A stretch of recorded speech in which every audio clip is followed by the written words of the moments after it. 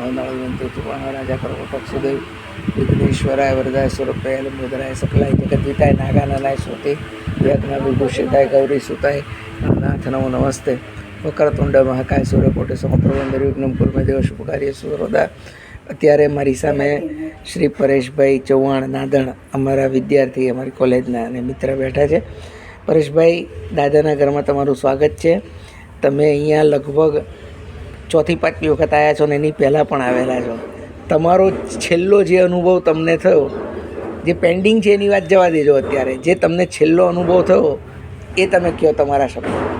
અને અત્યાર સુધી એકેય નોકરી નથી મળતી. મેં ઘણી ટ્રાય કરી હતી. કાંક ને કાંક વિઘ્ન આવે ને નડતરરૂપ થઈને રહી જતો, થોડાક 2-3 માર્ક હતું રહી જતો.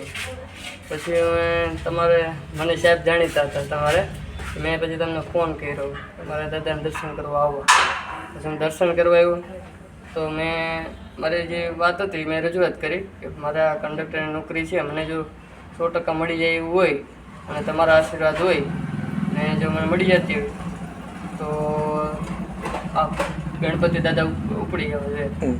તો એ ત્યારે 100% ઉપડી ગયા. પછી મારે અઠવાડિયા 15 દિવસમાં રિઝલ્ટ આવ્યું. પછી મેં પહેલો જ ફોન કોઈને નહોતો કર્યો, સાહેબને ફોન કર્યો હતો કે મારું 100% મારું આમાં સિલેક્શન થઈ ગયું. એ પણ કંઈ 1-2 હજારમાં નહીં, 600-700માં રેન્કમાં મારો વારો આવી ગયો. 700 ને કંઈક 16 કેવો કંઈક નંબર ને છેલ્લે ફાઇનલ ડીવી 600 ને કંઈક 98 કેમ હતું.